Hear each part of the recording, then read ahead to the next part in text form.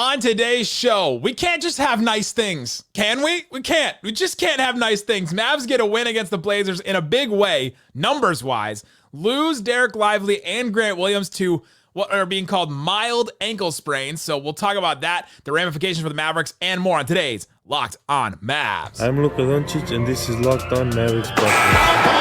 Mavericks, NBA champions. It's good, and the Mavericks have won the game. If you don't believe, you shouldn't be here. Loyalty never fades away.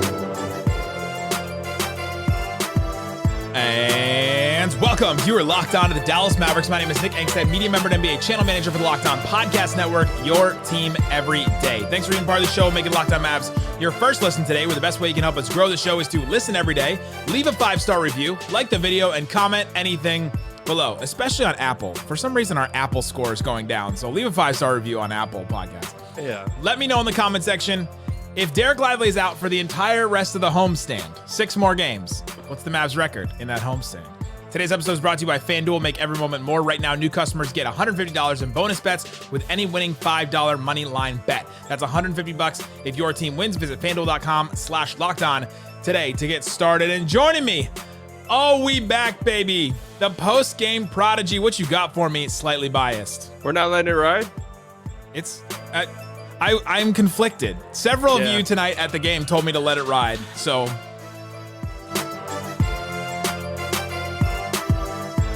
Yeah, I have the heating pad on right now because a Blazers player came through my screen and dived at my ankle. Just dove right through your kneecap.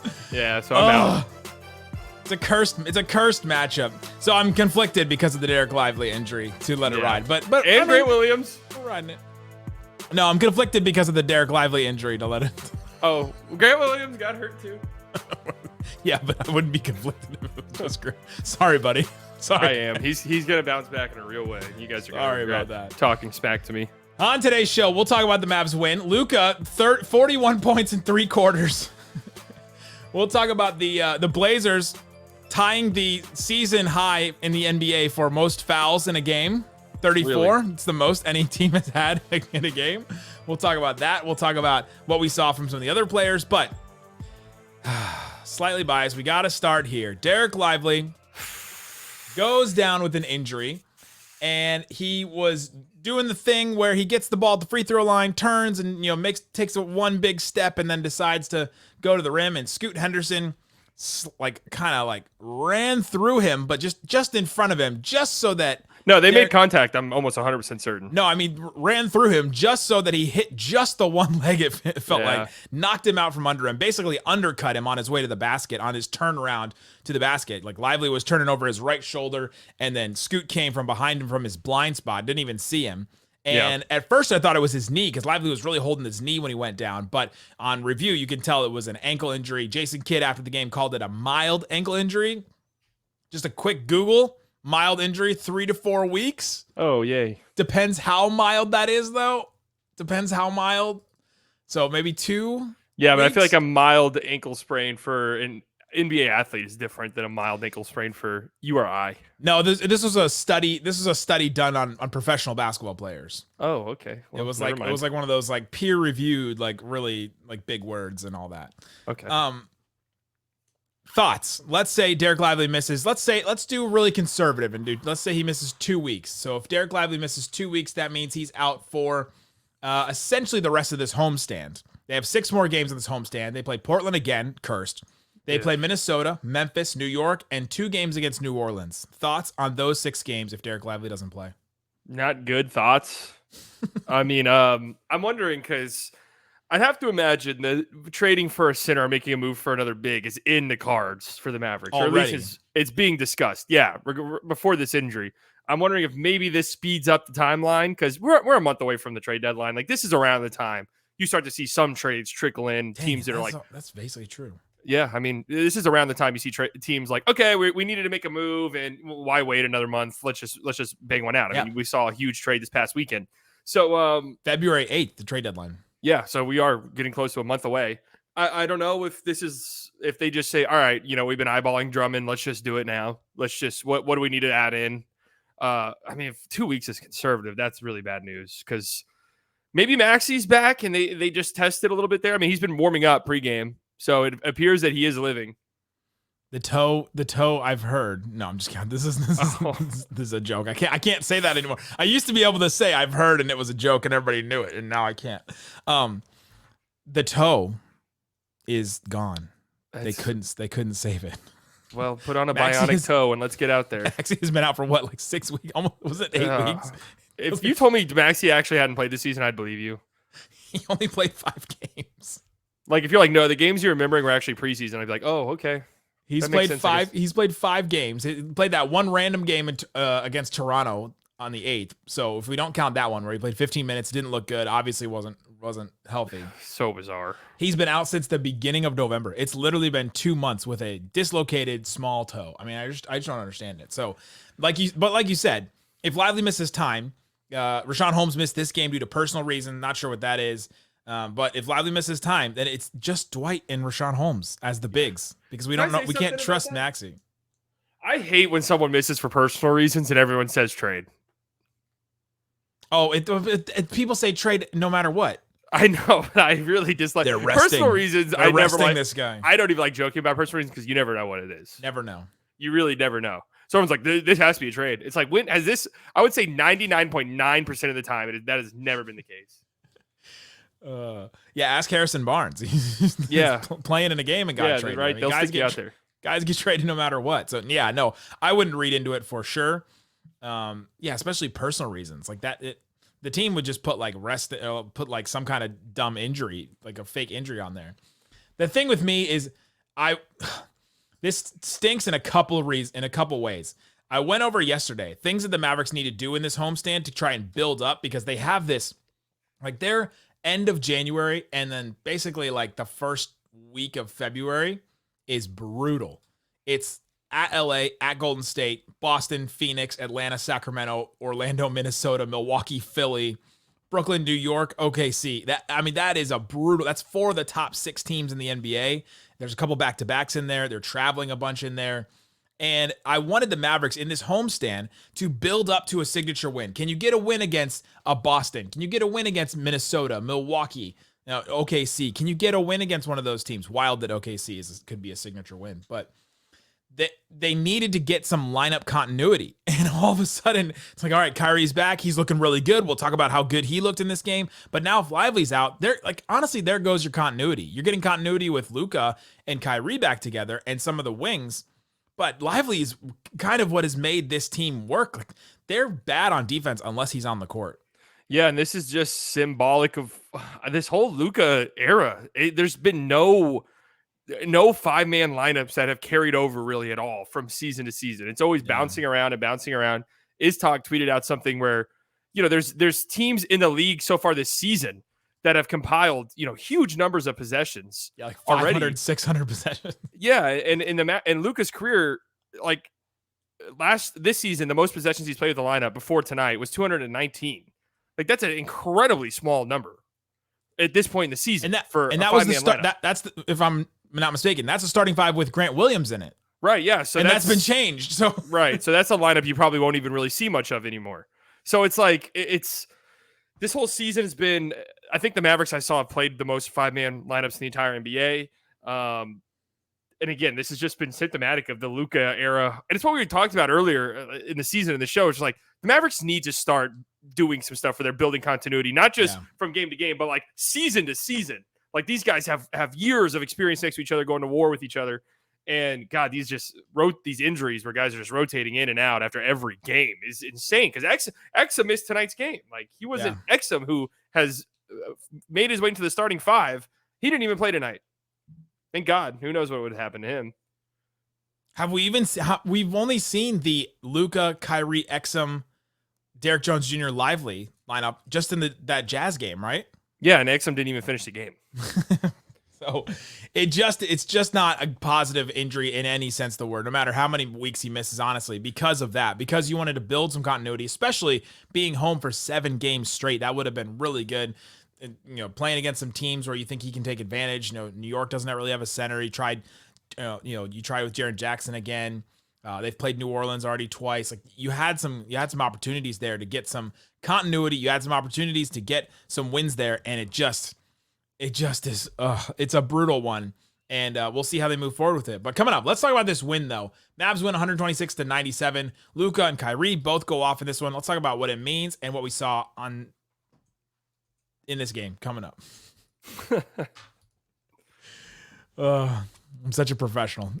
Today's episode brought to you by Betterhelp. Betterhelp, if you stumble on your way to an ad read that you've done a million times before, maybe you need to talk to somebody. Maybe you need somebody to sit down with you and walk through what's going on in your life, because we all have things, no matter what thing you have. This is a big deal to me, that people know that if you have something in your life that is bogging you down, that is getting you, concerned, worried, giving you anxiety, it means a lot to you. Even if you think it's such a small thing that no one will care, you care about it. And so you need to talk to somebody about it. Get somebody like at Betterhelp. They can get you sitting down, talking through, giving you strategies, giving you skills on how to, set boundaries, empowering you to be the best version of yourself, all that. If you're starting to think about therapy, give BetterHelp a try. It's entirely online, designed to be convenient, flexible, and suited to your schedule. Just fill out a brief questionnaire to get matched with a licensed therapist. You can switch therapists at any time for no additional charge. Celebrate the progress you've made already. Visit betterhelp.com/LockedOnNBA. Get 10% off your first month.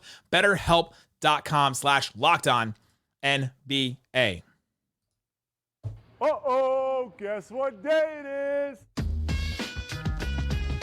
Thanks everybody for hanging out with us on Locked On Mavs, being part of the show, part of the Raccoon Squad, listening every day. Appreciate each and every one of you. If you want to support the show, text us, get text alerts from me on Mavs rumors, watch film with me, and more. Subscribe to the subtext. Click the link in the description. Text the number. I'll throw it up here on the screen. It's also in the description as well. And appreciate each and every one of you that does that. It helps me to do more things. So if you want me to do more things, then subscribe to that. All right, Slightly. Mavs get this win. We talked about Dereck Lively's injury already. Luka Doncic goes off 41 points in 30 minutes. He doesn't have to play the fourth quarter. In a Luka sense, this is a very positive, awesome game. Yeah.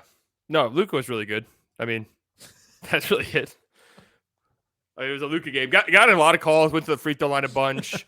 There are a lot of fouls in this game, but left it there. Luka was just aggressive. They didn't really double him as much as a lot of teams in the league have this season, and he took advantage of it. Got to his spots with ease. Again, 14 free throws in 31 minutes. That's a lot of free throws. So it was a good stuff. He finished the first quarter with 9. Yeah. The first quarter of this game had to have the most fouls in a quarter, in at least the first quarter in a game this NBA season. Like I would have to assume. Basketball Reference took off the quarter finder for a team. You could do it for a player now, but they took it off.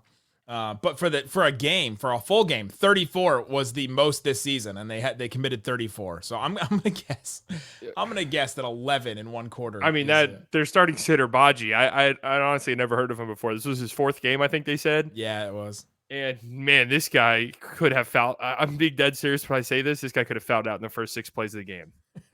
Like he was fouling a lot. I don't think they said he's very raw. It showed kind of. It didn't look like he really. Hey, you cannot badmouth someone wearing 41 in Dirk's house, right? Yeah, I can. Don't wear that number here. No, I'm just kidding.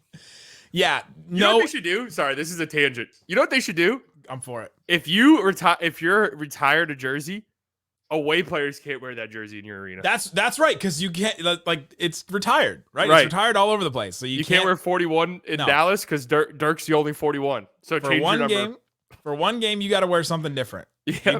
You go to Chicago, you can't wear 23. Or right? Miami, they retired his number 2. Go to the Lakers, you can't wear any numbers. Yeah, that's true. Or Boston. And then guys would wear more unique numbers, right? Like 77. Mm-hmm. Like nobody's retired 77 just yet. Yeah. I mean, even 41. So. Would you know Dennis Rodman, when he was with the Mavs, wanted to change his number after every game? Well, he wanted to be 69. I know he wanted to be 69, but then he wanted a new jersey. No, he wanted his number to be 69. I know. He wanted his number to be 69. Stern said no. Then he said, all right, I want to change my jersey number after every game. Stern said, no. You're not doing either of those things. Listen, if I swap jerseys with somebody, that jersey is gone. I need a new one. True. Very true. Yeah, this game was no DeAndre Ayton for the Blazers. Rob Williams has been out for a long time. They had no centers in this game. No, yeah.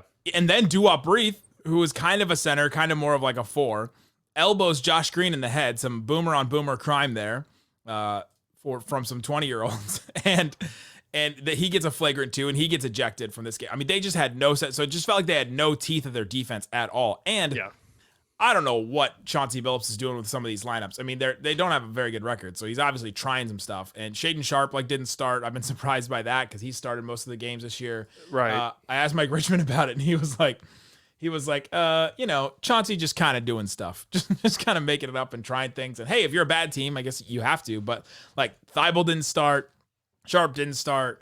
You started, Kamara and Scoot Henderson got to start. Like you're just not going to be a good defensive team. The Mavs really took advantage of that. Yeah, and this hasn't been like a great Blazers defense, but they have been good at forcing turnovers and stuff because they have a bunch of like pretty decent, like scrappy on-ball guys like Thibault. But Thibault's been amazing. Yeah, Thibault's minutes were weird tonight.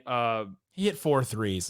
You just wish that the Mavs they wouldn't have matched it. Like he's just wasting away up there in the Pacific Northwest. Yeah, he's been good for them, and he would have been he's been knocking down threes. I think he's around 40% so far this season. I mean, it's on top of the defense. So yeah, that would have been great if he was here. I know there's some people who still are like happy that contract didn't get matched. I think it would have worked out pretty well here. And let's not forget, they would have still gotten. Maybe they don't get Derrick Jones Jr. if that goes through, but they still would have gotten like Grant and stuff. But Derrick Jones Jr. basically a minimum. To me, it would have been like were the minutes there for Derrick Jones Jr. to want to come here. I would just not like contractually, more so like is the need there anymore to go out and get a guy like Derrick Jones Jr. if you brought in Thibault. But I mean they were without. Again, Baji fouls out. He only plays 15 minutes, and he was big. Like he's big. He's 7'1", looked like he had a freak wingspan. Again, this is the first I've ever seen of him. But he's at least a big dude. And then Duop Reith gets that was honestly, admittedly, a very weak flagrant 2, in my opinion. Definitely a flagrant. I didn't think it was going to be a flagrant 2 either. Yeah, that was shocking. But I don't know if there was maybe something before the game they got tipped off to. I have no idea, but I highly doubt it. They were kind of jawing back and forth at each other before, but I don't know. They play on the Australian national team together. That's why I joked about the boomer thing before. The other thing is it was an elbow straight to the head. Like straight to the head. I mean, I can't believe his nose didn't break. Like that looked like that hit him directly like in the bridge of the nose. Maybe it was a different weird angle. I think he turned just quick enough to avoid that. But yeah, I mean, this is just not a good defensive Blazers team. So the Mavs really took advantage, and we got to talk about Kyrie was aggressive early. Like this is the Kyrie that we've wanted to see. 10 of 19 from the field, 29 points, 5 assists, 9 rebounds. Led the Mavs in rebounding. The 4, Kyrie Irving, the power forward, like he told us on media day. His rebounding's been shockingly good this season. I mean, it's like too. He's like in there with the trees, and he just comes away with the ball sometimes, and you're like, wait, what? Kyrie got that? But no, yeah, Kyrie aggressive immediately. It was nice to hear him in the postgame interview too, where he was basically like, yeah, I need to be assertive. That's who I am. Like I'm not an unassertive player. So he knows, and I can chalk up the game against the Jazz a couple nights ago as just a first game back, weird game, New Year's Day. For him. Yeah, for him. I can for him. Everyone else, I'm not giving a pass to anybody. Because I could give Kyrie a pass for that one. Yeah. And I do think there's some psychological thing where Kyrie's back. All right, Kyrie, here we go. Like Kyrie's gonna go off and do crazy Kyrie things. Said it. Kids said it after the game. Like, Kyrie was back, so we just assumed that we were gonna. And I was like, yeah, that's exactly what they did. They thought Kyrie was gonna just lead them to a victory, and then Kyrie didn't have it, and all of a sudden it was like, oh God, we got to play this game. Yeah, and he came out tonight and scored early and often. The Mavericks went on a 9-0 run to start the game. That's exactly what they need to do. That's what makes games like the Jazz game so frustrating, because it's just like, that's not who you are. Like, you've shown you can come out against the teams you're supposed to beat. And granted, the Jazz have been playing much better basketball lately. But the Blazers.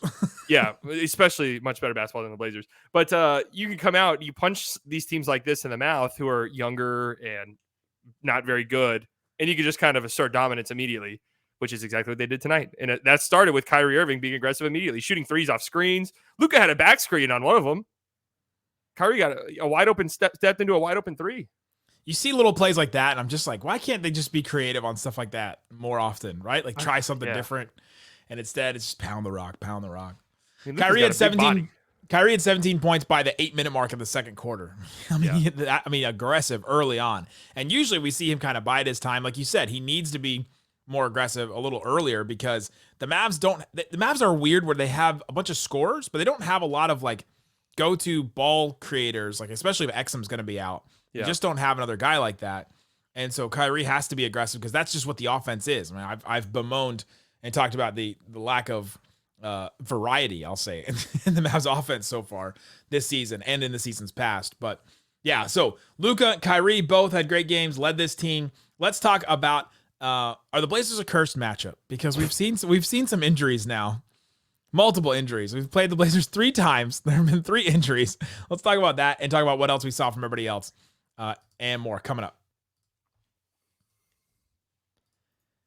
Today's episode brought to you by FanDuel. FanDuel Sportsbook has all kinds of odds and lines and spreads and all kinds of stuff that you can go check out. Go to FanDuel.com/lockedon. See what's available. New customers get $150 in bonus bets guaranteed when you place a $5 bet. Pretty sure that's $5 on anything. So go check it out. They also have Parlay Builder if you want to add like a bunch of different things. This has been kind of cool. Go to the Parlay Hub and they've got some already built for you. If you want to have a bunch of different, like bets on a bunch of different things instead of trying to build it yourself and trying to figure out what the odds are and like all that kind of stuff. You can do like for the national championship game, Washington at Michigan, Michael Penix 300 plus yards for Washington. You've got a Washington receiver who I've never heard of, 100 plus yards. Blake Corum for Michigan, 100 plus yards. And Blake Corum, if he scores a touchdown at any point, you can put down money on that and go check it out. If you put down $5, you get $150 in bonus bets on that with FanDuel. Again, FanDuel.com/lockedon and make your first bet a layup. FanDuel, official partner of the NFL.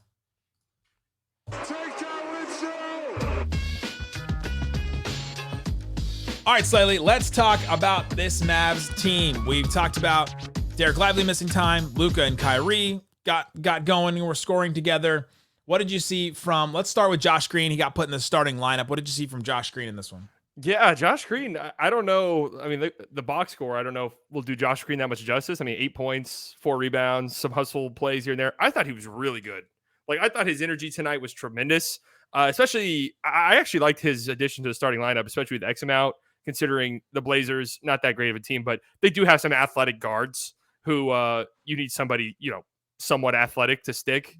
And Josh Green's one of the few somewhat athletic guards the Mavericks do have on their roster. So I like that decision from Kidd, and I thought he played a really strong game. Really, I did. I thought he pushed the pace well. I mean, the Mavericks got out in transition 20% of the time. I mean, that's a huge number for them. That's big for the Mavs. 13% of the time normally. Yeah, so, I mean, that's a huge number. So I think that Josh Green was a big reason for that. And, again, I liked his energy. So this type of stuff from Josh Green, again, the stats don't, like, jump out at you and grab your attention. But in games where, like, Luka and Kyrie are both cooking and you don't really need the scoring punch, the energy that Josh Green brings is really important, I think. I'll give you a stat that jumps off the page. First 2 games against the Mavericks this season, Anthony Simons, 33 points and 30 points. He shot 13 of 22 in the first game, 10 of 21 in the second game. And in this one, he finished the game 5 of 16. He had 15 points. I'll give Josh Green some credit. He only played 27 minutes, so we'll just say that Anthony Simons didn't play a ton. But I'll give Josh Green credit for that. He was running around with him, following him around, chasing him down, just making his life hard. And if you're doing that and there's nobody else to kind of create, I don't remember a single thing Malcolm Brogdon did in this game. He played 16 minutes, and it was like I didn't even remember that he played this game. But he didn't start. He didn't play a lot. And so to have nobody really setting Anthony Simons up in this game, it was kind of all on him to create some shots. And he had a couple tough shots, but Josh Green made it tough for him. Yeah, no. I mean, Anthony Simons he's had some great games against the Mavs. Not tonight, but man, he's a good player. Yeah. I like him a good amount. But yeah, Josh Green did a really good job on him. So I liked what he brought to the table. Like, this is a Josh Green that I really, really like. Just a high energy, does winning stuff, but doesn't need to score. It becomes a problem when the responsibilities grow a little bit for Josh. Well, it's like it's such a top-down thing for the Mavericks. If your 2 stars are scoring, then everything else falls into place. If one of your 2 stars is not scoring for whatever reason, like against the Jazz, Kyrie was not scoring for whatever reason, Luka wasn't really scoring, all of a sudden everything falls apart. It just all starts in the top, and that's why I've been so frustrated with how the offense runs, because it's just so dependent on Luka and Kyrie being really, really good, like really excellent and good, which, I don't know, maybe that's just what the NBA is now. Yeah, I mean, you watch teams like the Thunder, where there's Denver too, where the balls just pop in and everybody knows their role and everybody can do at least something with the ball.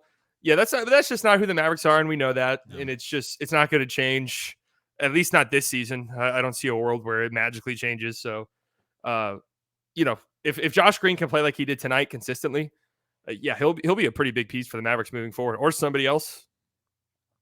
And like you have to or somebody else. I had a Like couple people talk to me about at a game. One guy came up to me and was like, I was like, what do you think they need to do next? And he goes, they've got to trade Josh Green. I was like, that's the first thing you want to do.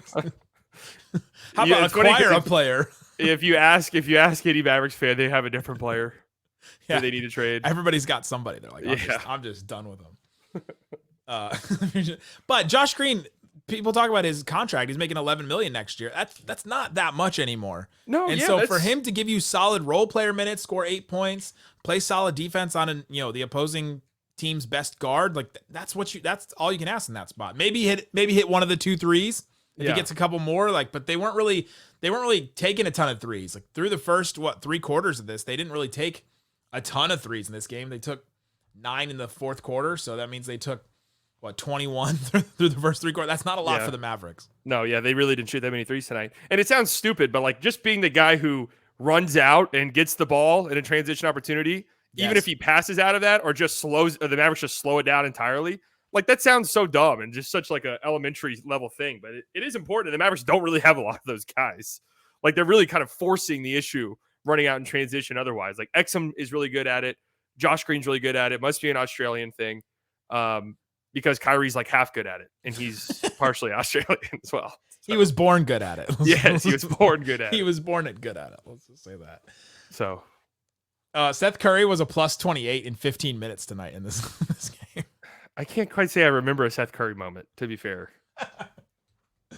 No, I mean, he just was in there at the right place at the right time. I just thought it was funny. His minutes have really been weird to me.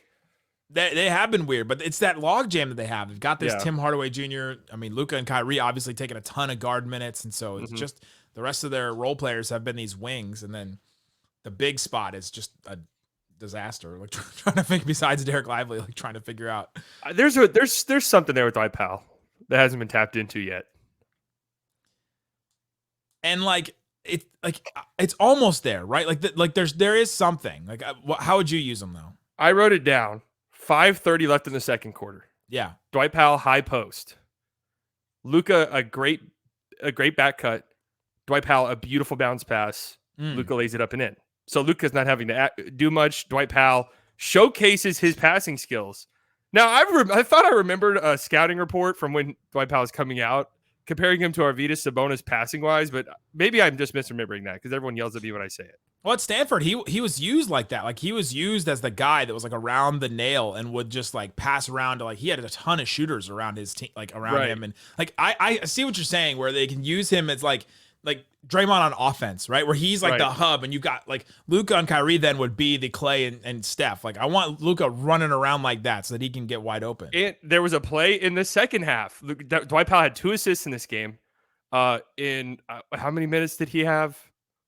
Not enough. Yeah, exactly. Not enough minutes. Dwight Powell had 2 assists in 13 minutes. Per 36, that's about 6 assists, which you compare that to some of the other centers in the league. And we're getting to Jokic level. I don't want to compare that, but a high post offense where guys are running around and Dwight Powell's just diving them up. There's a world where that's a thing. There are people. There are going to be people out there that turn this show off before we get to well, I'm being dead serious. Before we get to the part where this is a joke. And they're like, these guys are so dumb. Well, I got bad news, guys. If Dereck Lively misses time, I got bad news for who's going to be playing. All right. I'm just and this isn't me saying what I think should happen. I'm just telling you right now, I have bad news for you as to who's going to be playing. I just went off on Dwight Powell the other day, and now like he's there. I'm doing the Princess Leia. Help me, Dwight Powell. You're my only hope. It's either going to be Dwight or they're either just going to be, you know what? We're going crazy small. The problem is, Grant Williams is out now with the ankle injury too. So I mean, it's market. It's Omax's music, right? Like, you know, he plays with such good energy, man. I know. If he just developed one legit NBA skill between now and a few months from now, he could be a guy who plays a good amount for you. I think his skill is getting fouled. I think that's it is a really free throws in 8 minutes. It's a very impressive skill to have. Like honestly, I'm being that serious. It really is. Like getting to the rim and not being scared at all of going to the rim is like a legit skill set to have. If his 3-point shot could be, I mean, that's a hard thing. A 3-point shot is a hard thing to develop, period. But just magically in the course of a season, it's almost next to impossible. I mean, they could at least throw him out there and he'd be wide open on every three, and then he could just, yeah, I don't know. I think it is his music though coming up, but they didn't play him a lot in this game. They threw Markieff out there before him.